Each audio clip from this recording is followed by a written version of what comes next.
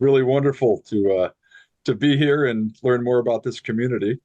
So thanks very much, everyone. And Rigel, I think I'm going to share my screen here if that's Yeah, go for it. permissible. Excellent. I'm going to share that screen. I got to tell you, I love the way that you begin with music. That gives a nice, energetic tone. Some of you perhaps didn't hear me when I just chimed in, but one of my favorite music quotes comes from Friedrich Nietzsche, who says, "Without music, life would be a mistake." And my second favorite quote comes from the late Roger Scruton, who says that music is the remedy to our metaphysical loneliness. And I thought that's a deeply suggestive and deep comment. So thanks very much. It is really great to be here. I've loved learning and reading Steve's work over the last few years, and you guys are doing great work in the developmentalist world. And I appreciate the opportunity to come and talk to you about a theme that really shouldn't be all that foreign to you, especially if you are familiar with the integral world, with Steve's work, certainly. If you're interested in process philosophy, excellent. And I would agree with much of Steve's comment about Whitehead, certainly. Although we're going to see from and hear from far more than just Whitehead today. So I titled the talk "The Cosmic Call of Value in Five Propositions." So before I say something about the language of propositions, because I do mean something particular about that, let me just frame the discussion first. And I want to do so by asking two big questions. Now, I'm a philosopher, I'm a theologian. It sort of is my privilege and prerogative to ask big questions. This belongs to philosophy, absolutely. And I sometimes critique a lot of certain directions in modern philosophy that sort of shrink down from these big questions. I still think it's very important to raise these big questions, even if we cannot come to sure and certain answers to them. So let me raise two big questions for us. I hope they'll be familiar to you and they will frame kind of a backdrop to this discussion as it unfolds. So the first question I'd like you to consider is the question from Plotinus, the great Neoplatonic philosopher. And Plotinus asks, but we, who are we? A fundamental question. And I would suggest it's not just a question of identity, although that's a part of it. Rather, it's a question of connection. It's a question of coherence. It's a question of how it is that we fit into the cosmic landscape of things, this question of who we are. And the other question, perhaps even deeper, arguably, is the question of being. It is the question of Heidegger, the question of Leibniz, the question that has haunted, arguably, the philosophical tradition, namely, why is there something rather than nothing? So these two monumental questions, of course, there seems to be a relationship between them. One might argue that the way in which we answer one of them is going to implicate the way in which we answer the other. But they're important questions from a very high kind of philosophical or metaphysical, arguably, altitude. And I might suggest that the difficulties of our culture at present, the meaning crisis that we hear so much about, has many contours to it. But I think that part of it extends from this inability for us to offer any orienting answers when it comes to these fundamental questions. We have no orienting Weltanschauung, arguably, from which to approach these answers, or these questions, rather. But of course, in saying that, I'm not saying that there is absolutely dogmatic, clear, and certain answers to these questions. I would probably argue that it's more important that we keep these questions alive rather than offer any clear and distinct answers to them. Nevertheless, I do think that there are better and worse ways to approach answering these questions. And what I want to do with you all today is offer an answer, or at least an avenue of a set of answers in terms of value. That is to say, an axiological approach or orientation to these fundamental questions about who we are and why anything should exist. And what I'd like to do is offer five propositions that sort of lead us in this direction. So let me first say what I mean by the language of propositions. So Steve mentioned Alfred North Whitehead, which is timely. I follow Whitehead when I use this language of propositions. So Whitehead, of course, was a philosopher and mathematician. He knew quite a bit about propositions. And interestingly enough, one of the things he suggested with respect to propositions is that we do not think of them just as logical assertions. In other words, we shouldn't reduce propositions, say, to this verbal content of logical justification only. Or we could put it differently and say propositions are not just declarative statements of fact, either true or false. Now, they might include that, certainly, but for Whitehead at least, and for this presentation, there's more to our engagement with propositions. So Whitehead instead will speak about propositions as lures for feeling. So he'll use the language of propositional feelings as this way in which we feel our way into the content of propositions as kind of imaginative potentials for us, both individually and collectively. In fact, I like to think of propositions here for this presentation as simply invitations for your attention or invitations for your feeling. And for Whitehead, at least, when we entertain propositions, we're doing so with a kind of imaginative aesthetic interest or a kind of intrigue. So when I use the language of propositions, and we're going to see 5 of them, think of them in this sense, this lure for your attention, this invitation for both your interest and your intrigue. And the last thing I'll say by way of introduction is that I want to surround these propositions with a constellation, really, of key quotations, key figures that I've been studying, that I've been arguing with and wrestling with over the last several years. Now, these are figures you may or may not know. Some of them you may recognize, others may be new. But each of them, as we'll see, has something to add to this discussion and the aim of this discussion. Okay, so with that, let's move to our first proposition, the first lure for your attention, lure for your feeling. And the first proposition is the claim that the cosmos is not anthropomorphic. Rather, human beings are anthropocosmic. That is to say, we are an expression of this cosmos and not a deviation from it.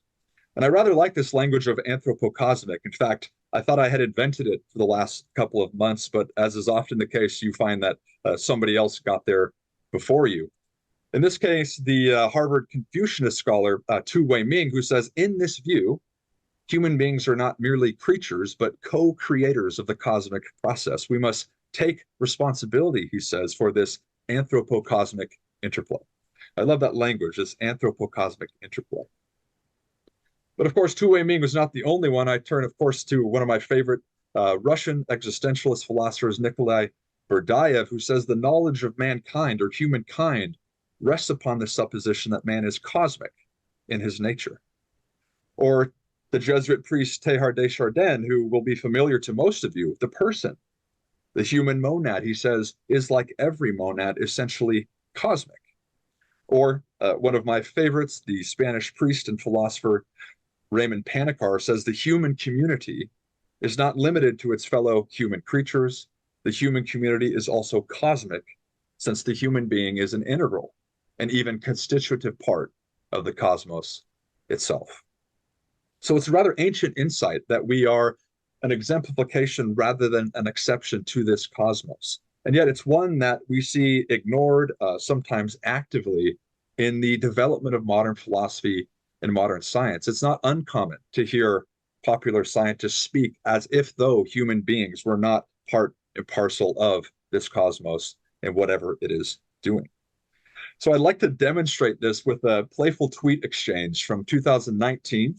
This comes from the astrophysicist Neil deGrasse Tyson, who will be familiar to most of you, and a brilliant response, I think, coming from the late comedian Norm Macdonald, who most of you also probably know. And this illustrates this sort of tension about the place of human beings in the world, this question of our anthropocosmic relationship to all that is.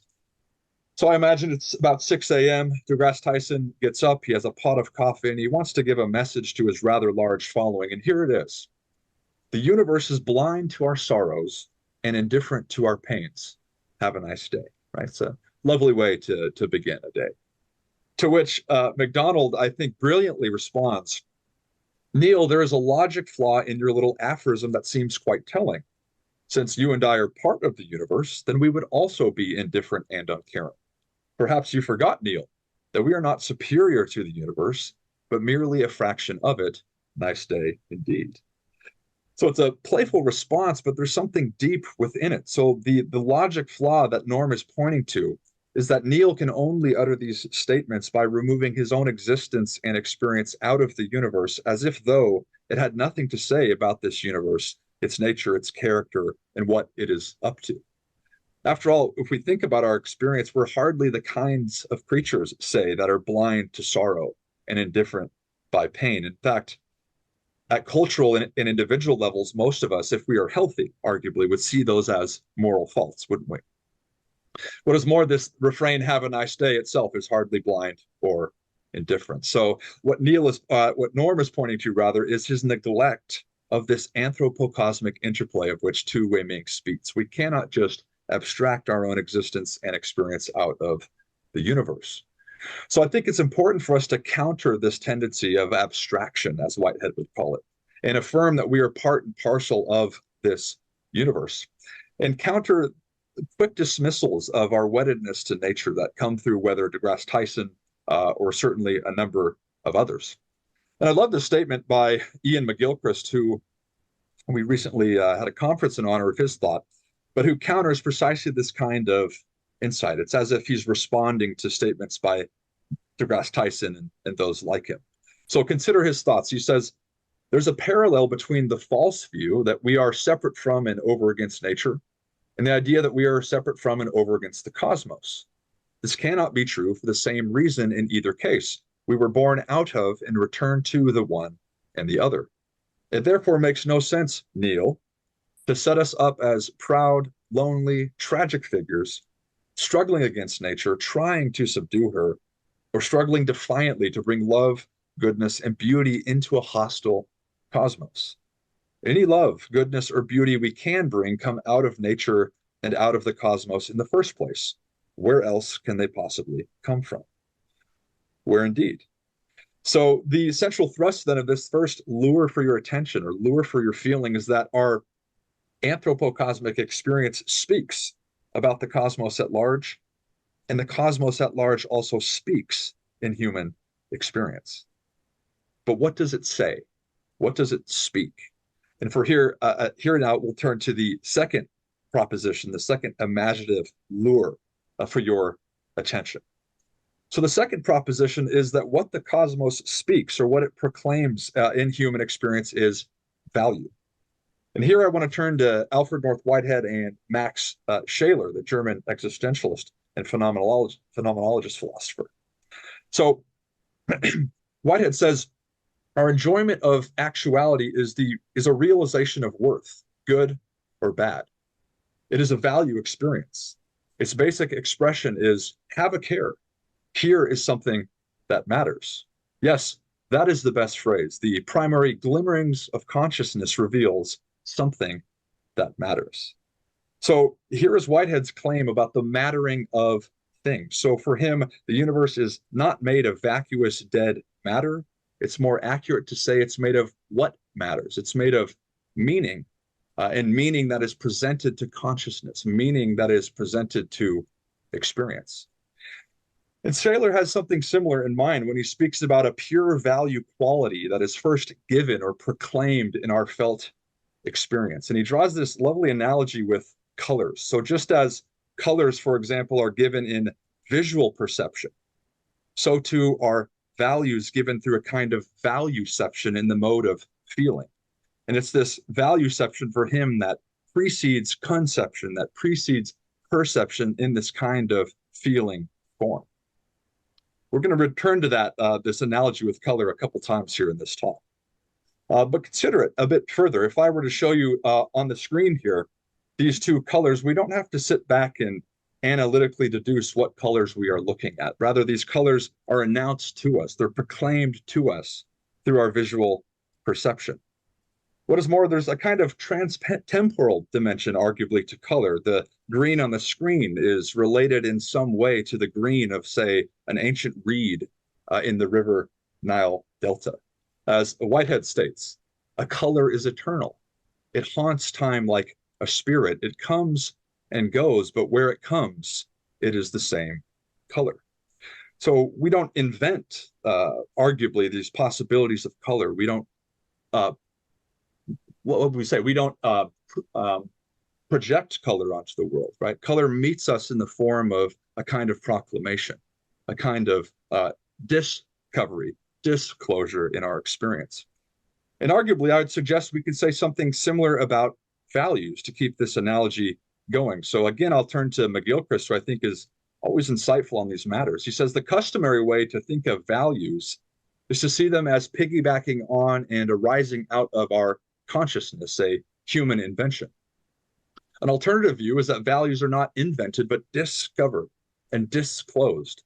And it takes life to discover and disclose them, that they declare themselves in and through the responses of living beings to the world and the world's responses to them.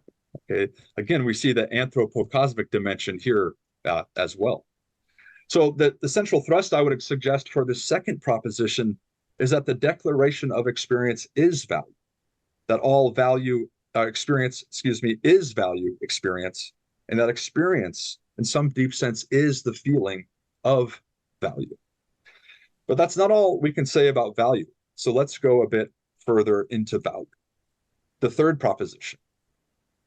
So the third proposition is the claim that where there is any value, there is an attendant spectrum or hierarchy of values. I'd like to return to Shaler here. So notice Shaler's statement. He says, in the totality of the realm of values, there exists a single ordering of ranks that all values possess among themselves. It is because of this that a value is higher or lower than another one. This order, he says, lies in the essence of values themselves, as does the difference between positive and negative values. It does not belong simply to values known by us. So here's Shaler's statement of a kind of objective ordering or hierarchy of values that is what it is, independent of what I, in particular, may think about it. An objective ordering of values. And if you've read some of Max Shaler's work, he did quite a lot of work on value and ethics. He developed a rather insightful hierarchy of values, a pyramid of values, with a five-fold structure here. And at the base of it was values of utility and usefulness, moving up to sensual values or values of virtue, to wisdom values of truth, beauty, and goodness. And finally, the pinnacle of these transcendent kinds of value, values of the holy, values of the sacred.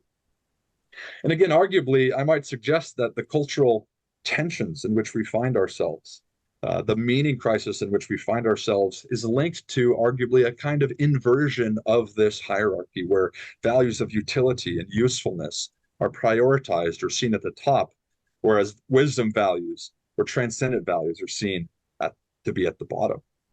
And I might point you to the colors here again to draw that analogy forth. It's as if colors are or values are the colors of our feelings in this regard.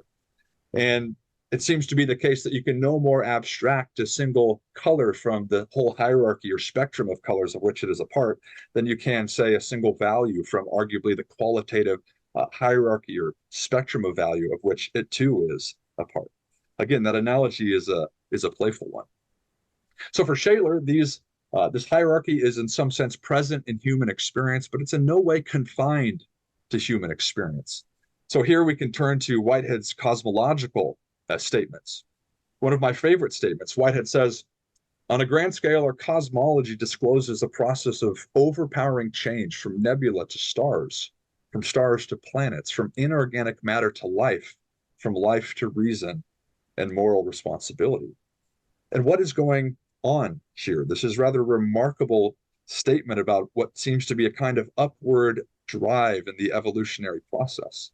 And at least for Whitehead, what's occurring in that process are achievements of value, which then merge together and allow for deeper achievements of value up ahead. And at high evolutionary levels, the dawning of moral intuition, the dawning of moral responsibility.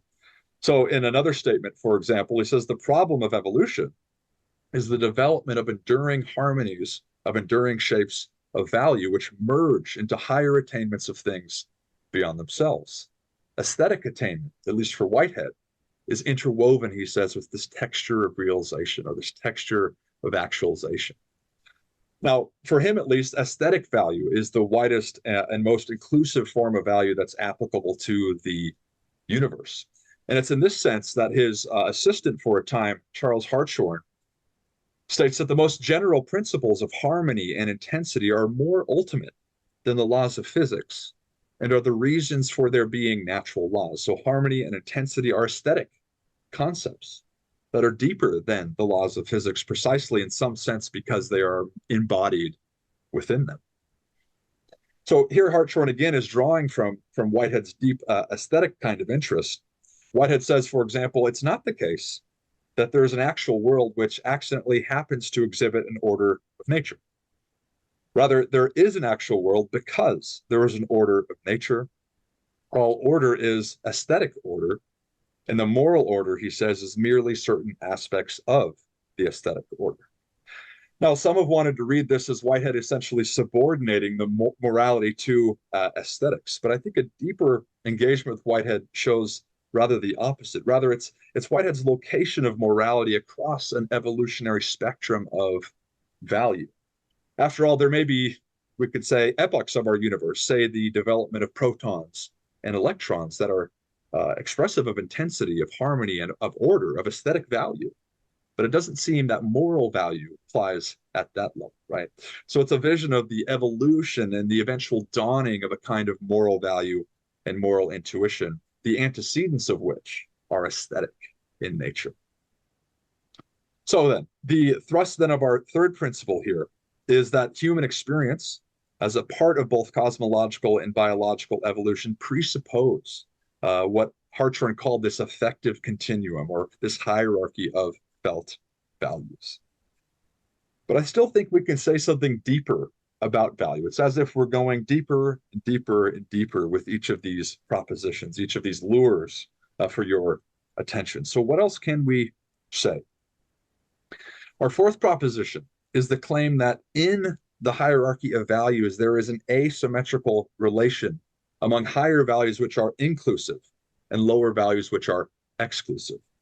And here I turn to William James and as well a great comment by McGilchrist. So James is unbelievably insightful. Whitehead called him an adorable genius. So consider James' a rather reflective comment with respect to this proposition. He says, looking back on my own experiences, they all converge towards a kind of insight to which I cannot help ascribing some metaphysical significance. The keynote of it is invariably a reconciliation. It's as if the opposites of the world, whose contradictoriness and conflict make all our difficulties and troubles, were melded into unity. Not only do they, as contrasted species, belong to one and the same genus, but one of the species, the nobler and better one, is itself the genus, and so soaks up and absorbs its opposite into itself. So there's a lot there, but this is James's statement about a kind of asymmetry among opposites. And I think Ian McGilchrist states it brilliantly when he says this is a statement about the equal necessity, but also the unequal status of spiritual opposites in the universe. And so both men are haunted by, well, what we might call a kind of axiological asymmetry in the universe. And we should consider these as kind of koans from the Buddhist tradition. For example, isn't it the case that love can include hate without being diminished, but hate cannot include love without being extinguished? Isn't it the case, arguably, that, say, goodness can include evil without being diminished, but evil cannot include goodness without being extinguished? Perhaps harmony, we might say, can include discord without being diminished, but discord cannot include harmony without being extinguished. Or, to give another example, order, perhaps, we might say, can include chaos without being diminished, but chaos cannot include order without being extinguished. Now, of course, we can argue about all these, we can propose others. The point I'm making is this haunting sense of a kind of axiological asymmetry in the nature of things. As McGilchrist said, the equal necessity, but the unequal status in terms of inclusion and exclusion of spiritual values in the universe. But of course, it's not just arguably values or axiology which shows this asymmetry. As Louis Pasteur, I think rightly puts it, the universe as a whole is asymmetrical. Life is dominated by the effects of asymmetrical forces whose enveloping cosmic existence we sense intuitively. I'd even say that living species are primordially, in their structure, in their external forms, functions of this cosmic asymmetry. So the thrust then of this fourth proposition is that we intuit value as a kind of cosmic asymmetrical force where they're tangled in terms of necessity, but they are asymmetrical in terms of their importance, in terms of their ability to include and to exclude. And I wonder if we intuit value as this kind of cosmic asymmetrical force, wouldn't this give us grounds to begin speaking about the ground of being itself, or in some sense, say the reason or the meaning of life itself, perhaps even for existence as such? I know that's provocative, but this is the direction we're going with our final proposition.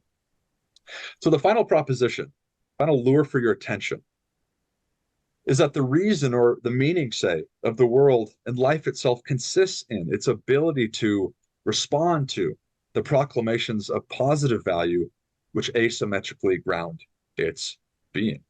Now, here we could turn to a number of different thinkers. I point you first to the striking statement from Thomas Nagel in his great book, Mind and Cosmos, which says, value is not just an accidental side effect of life. Rather, there is life because life is a necessary condition of value. So here is a statement by Nagel that value in some sense is deeper than life. We don't have value because of life. Rather, we have life because of value. Value is the deeper environment, the deeper category, arguably. Now, Philip Goff in the UK has argued along similar lines recently, saying that there are fundamental facts, facts as basic as the laws of physics or, say, the axioms of mathematics about things that are better and worse, and arguably about how we ought to behave. And he calls these value facts. He's saying if there are any, they must be primitive facts in their own right. So what does it mean to say that they're primitive? Well, he's meaning in the philosophical sense. That is to say, they're necessary, they're eternal in nature, they're in the nature of things and not just arising out of nowhere. Now, I like Philip Goff's work, but Goff really is re-energizing some of the central work that's done by John Leslie, in particular what he calls his axiarchism. Leslie is a wonderful British-Canadian philosopher. And a part of his axiarchism, as he calls it, is the claim that necessarily, eternally, there can be ethical requirements for the existence of various things or needs, he says, for them to exist. So for Leslie, the reason we have a world, the reason we have life and existence as such is because it satisfies a ethical need for it. And so if you were to ask him, why is it that we have a world? Why is it that we have existence as such? He'd say these things exist because it's good that they should, right? This final claim of value of axiology. Now, Whitehead, too, is involved with these other thinkers in a combined statement. He says all ultimate reasons are in terms of an aim at value. Life exists for its own sake as this intrinsic reaping of value, and that existence is the upholding of value intensity. So that existence is already an achievement of value, the antecedent standards of which are in the nature of things. So each of these statements lends us insight into thinking about value as being potentially a reasoning factor or the reason behind the existence of the world. But what about meaning? Well, here I'll turn to Eno Lasky, another wonderful Russian philosopher, who says value is something which pervades everything. It determines the meaning of the world as a whole, as well as the meaning of every person, everything that exists, and even everything that may exist. So there's that domain of possibility, or in any way belongs to the composition of the world, is of such nature that it not only exists, but also contains within itself either the justification or the condemnation of its being, right? It's a statement about this value standard, this haunting sense of axiological asymmetry being embodied within us in some deep sense. Now, Whitehead, too, has something lovely to say here. In the context of this statement is a question that he received about the starting point of philosophy. Right? Where is it that philosophy should start? One might say mathematics, one might say theology. Whitehead thinks we should start with, again, aesthetic experience. And so this is the context of this statement.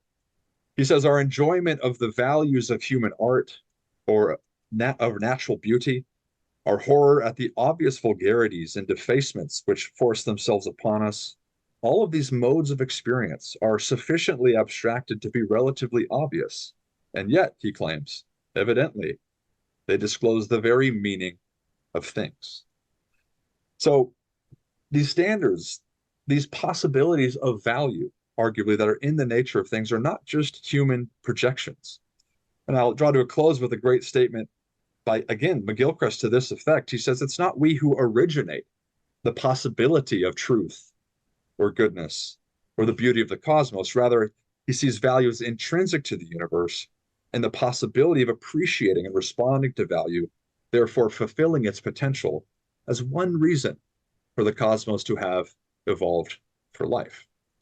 And yet, arguably, in a Weltanschauung, which I think is shared by many of these thinkers, which holds that value in some sense is this ontological primitive, we might have grounds to say not only that value is one reason for the cosmos to have evolved for life, but perhaps the reason the cosmos has evolved for life. So the final thrust of this final proposition then is that the very reason and the meaning of things is value, right? That value becomes the compass through which we think about the reason and meaning of the world as such. So we've seen 5 propositions in the form of lures for your attention, lures for your feeling. 1, the cosmos is not anthropomorphic. Okay, human beings are anthropocosmic. 2, what the cosmos proclaims or speaks in human experience is value. 3, where there is any value, there is an attendant spectrum or hierarchy of values. 4, in the hierarchy of values, there is an asymmetrical relation among higher values, which are inclusive, and lower values, which are exclusive.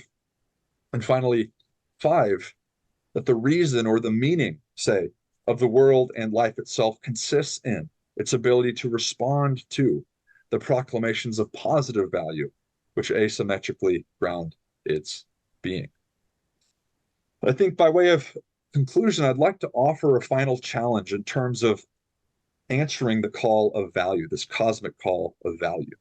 And the challenge is to move from a merely, say, propositional mode of knowing and feeling, as presented here, to a dispositional orientation towards the world. Can we develop what we might call a attitudinal axiology that would be transparent to, well, the transcendent values that arguably are realized within us, the haunting sense of value which points an arc over our lives in terms of meaning and purpose? And if we were able to do that, wouldn't that be a way of answering who it is we are and why it is that anything rather than nothing should exist? So thank you very much. Look forward to the discussion and the questions.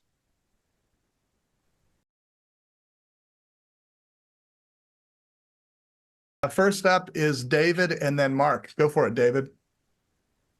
Great. Thanks, Rigel.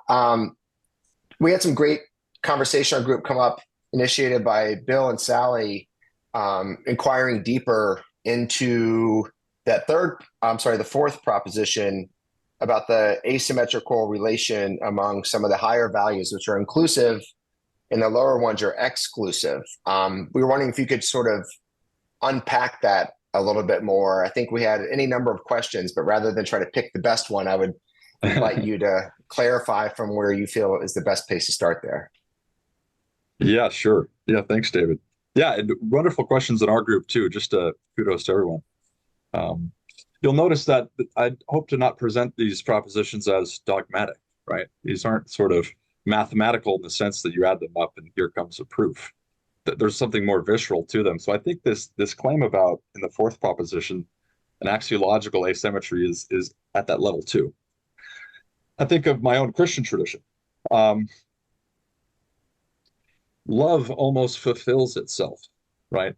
In fact, maybe a stronger claim. The nature of love is to include its opposite, and in doing so, fulfill itself and not diminish itself, right? So there might be another way of expressing that, this sense of asymmetry that is inclusive. The equal necessity, because all values seem to come together. That was sort of the sort of playful analogy with color, that you can't just take one color, you take the whole spectrum with you. It's like You can't lift a portion of the tablecloth. Everything comes with it. So it is the case that there seems to be a spectrum of value we presuppose, but that equal necessity, though, is not based in an unequal, is based in an unequal status as well. And I think the best of our spiritual traditions, in some sense, are pushing us towards this, right? And you might frame that in terms of, you know, pacifism or other types of movements, but that goodness can include evil, again, might fulfill itself and not diminish itself. So I admit to you, I struggle with that point, but there's something in it to me that seems quite right. So does that help? I mean, it may not give us too much to go forward on, but it seems that we're fulfilling, some values are fulfilled by inclusion rather than exclusion. I think love or goodness might be examples of that. Cool. All right. Thanks, David. Mark and then Bit. So David asked my question. So instead, I'm going to move to a second one, because this whole question of a hierarchy of values is really fascinating, and the asymmetry of them. I'm trying to sort of visualize a map of valuing here. But the other thing that came to mind for me, I'm a psychotherapist, and I work with folks, some of them who have been, well, we've all been experienced some kind of trauma in our lives, but some so so damaging to their sense of their own worth that they feel like they don't matter. And that sense of not mattering is very hard. I think that's very much what you're talking about in terms of values. And the inability to know that I matter is such a disabling condition. And so if this brings me back to what Carter was talking to us about a couple of months ago, in terms of the importance that we collectively go back and help those who are developmentally struggling. If we're going to create the world we want to live in, we really have to love into health those people who don't already know that they matter. Yeah, thank you, Mark. Oh no, I think that's beautiful. It is a assumption of all this presentation that human beings are an expression of value in the universe. We express order in a remarkable sense. So at least there's aesthetic value that's there. But there is a disconnect. You're right. And again, I point back to this meaning crisis, a disconnect between the values that we're so consumed with beyond us and the value that is expressed within us. And so I love that you're doing great work, I'm sure, but I've been reading up recently on what's called philosophical praxis or philosophical counseling, interesting movement that started in Europe. And it's about bringing the resources of philosophy, of dialogue, to the counselor and patient situation. And as I think about that with colleagues in Munich and beyond, this element of value becomes so fundamental. But people need to see that their value is not a disconnected island of value. And that's where this language of belonging for me becomes important. I said to our group, belonging is where being and longing unite. And I think to see ourselves as an expression of value, the standards of which are much wider than us, can be a way of reorienting our sense of belonging. And if I ever start a philosophical counseling practice, I think that's going to be important, an important part of it. So thanks, Mark. I love that. Andrew, can you frame the meaning crisis? I think some people might know what that is, and some people may not. Yeah. Well, the language of the meaning crisis is thrown around quite a bit. Of late, a lot of it goes back to the good work of John Vervaeke. So John's a friend. We had John at our recent Ian McGilchrist conference in San Francisco, and he has framed various contours of the meaning crisis. And of course, there's a lot of them. Belonging would be one of them, but certainly we could name a whole bunch. There's a crisis of value.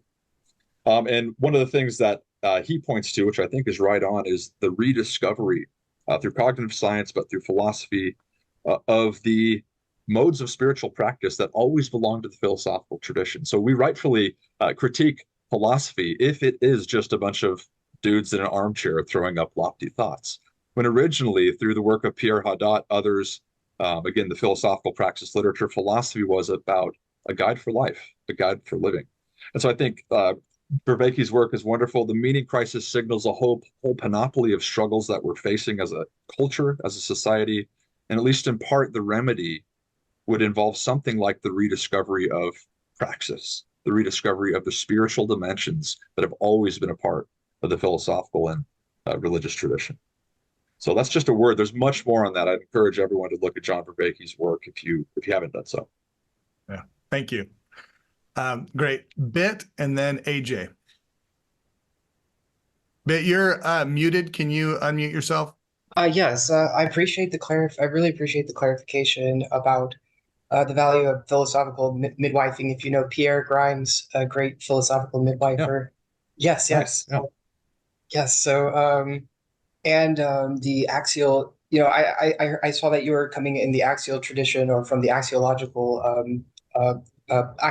proponent in philosophy. I myself consider myself a philosopher to some extent. And one question I think I have is like whether the propositional nature of values.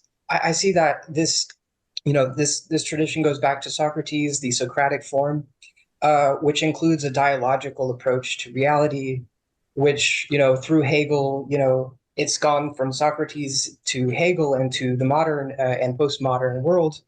And I'm curious that what place this philosophy takes in a postmodern world, in a postmodern landscape, where there's no concept of hierarchical transcendence in the postmodern West, and also, yeah. So I like where the work is going, and I genuinely appreciate the adage or the Whiteheadian thrust of the presentation and the allurement of value, beauty, goodness. Yes, that is, and thank you. Yes, and so the beautiful, the good, the true.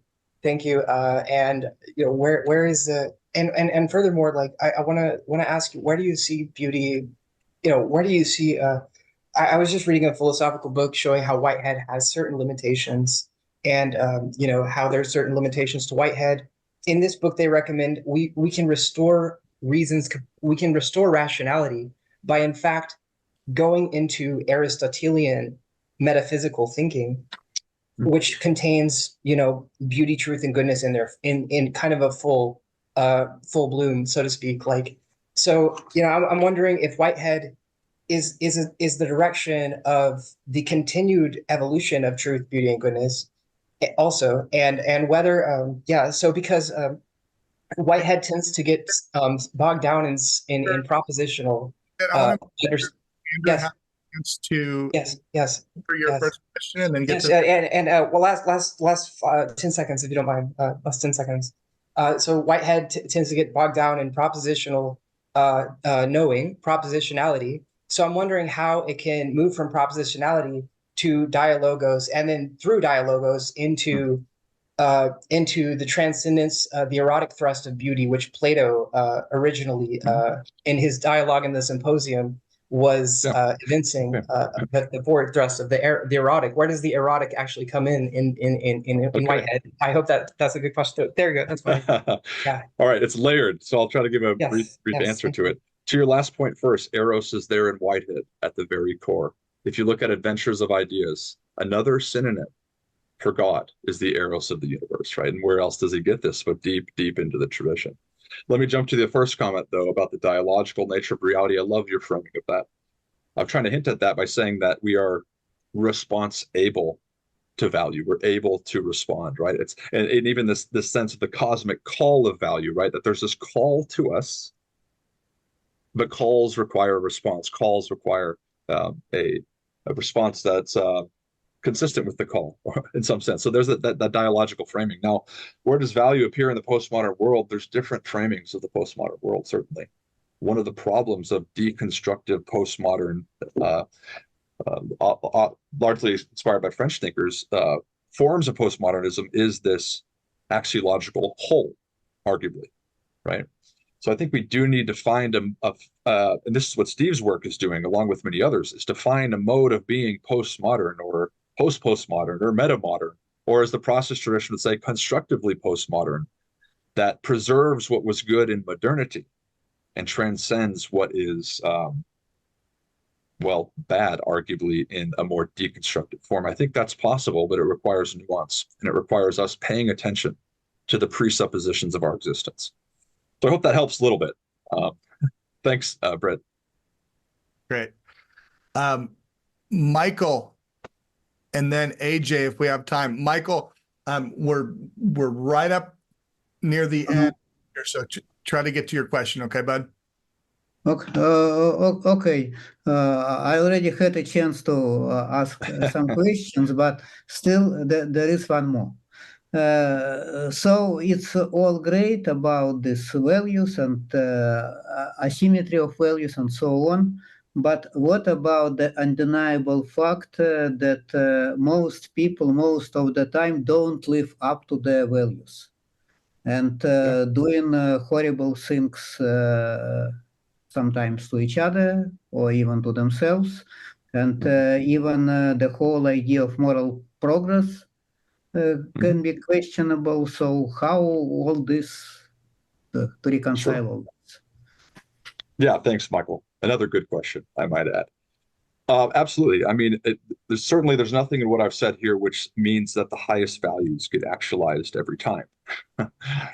Partly because I think the universe is truly creative. I would speak of freedom as a metaphysical fact. Now, so there's freedom at play here. Possibilities of value enter our experience, but it is up to us to actualize those possibilities, to achieve those values for better or worse. Possibilities of goodness and possibilities of precisely the opposite of evil rise together in the evolutionary process. And you cannot have one without the other. So we can appreciate the beauty, the moral beauty of somebody like Gandhi or King or Jesus. But coming with that necessarily is the possibility of someone like Hitler, Pol Pot, Mao. So like values are tangled, possibilities are tangled, and it is up to us. This is that responsibility that I think some of us were raising in the first comment of our session. The responsibility that goes all the way down in nature. Nobody's going to actualize the highest values for us. This is a part of the value of creative freedom. So we're still in a context of value from my perspective. That's a short answer, Michael, but I think it gestures in a certain direction. Okay, thank you. Thank you. I love the way you say responsibility. That is on point. All right, AJ and then Steve. Thank you, Andrew, for the presentation. This was very interesting. I will admit I don't have anywhere near the command of some of these philosophical principles that say Bit clearly has. We were in the same group and he was helping me understand some of this. I wondered, though, if we could return to the concept of the asymmetry, the asymmetry between values like good and evil, for example. And I wonder if we could break it down into sort of a practical expression, just to help me sort of intellectually absorb what we're trying to talk about there. So, like, for example, I don't mean to use the extreme or cliched example, but maybe like Hitler. I was thinking about Hitler having been one of you used him and Mao and others as examples. One of the evil, or at least someone who perpetuated great evil in the world. But also, we know that there was expressions of goodness and love in his life, like with his dog Blondie and with his wife Eva Braun. So is that an example you could maybe use to unpack this idea of good being able to coexist with evil, but evil being extinguished by good? I think that might be one framework to speak about that. Certainly Hitler experienced goodness and probably enjoyed beauty and maybe produced art and enjoyed music. So there's definitely a coexistence. That seems undeniable. But I think from a higher level, this is the sort of philosopher in me, from a metaphysical level, when I think about the relationship between, say, good and evil, and for my purposes, I assume these things are a reality. The distinction between them. Again, one of the points I made in our group is that cultures, societies, political groups, we argue to the nth degree about what is good and evil, what is better and worse, but that there is a distinction between them. All of us inevitably assume. That's what we argue about. So, but from the highest metaphysical level, I'd say that it belongs to goodness to include the nature of evil. So here's an example. Imagine a Jewish person who lost their entire family in the Holocaust and was able to come and embrace and love and forgive Hitler. Now, I know that's perhaps a hypothetical, right? But here's an example, perhaps, of what I'm trying to get at. And I realize it's difficult. So yes, there's a coexistence. That's what we argue about all the time. But from a higher level, I think there's an asymmetry that if we could orient ourselves to fulfill some values and disfigures others. Does that help a little bit? I mean, that's a great question, AJ. Yeah. That does. Yes. Thank you very much for that. Okay. All right, Steve. Okay, really, in our last 2 minutes, just, I'll try to make this as, I don't expect, you to answer, but let me just throw it out there. And that is, first, I really loved your presentation. I took a whole bunch of notes.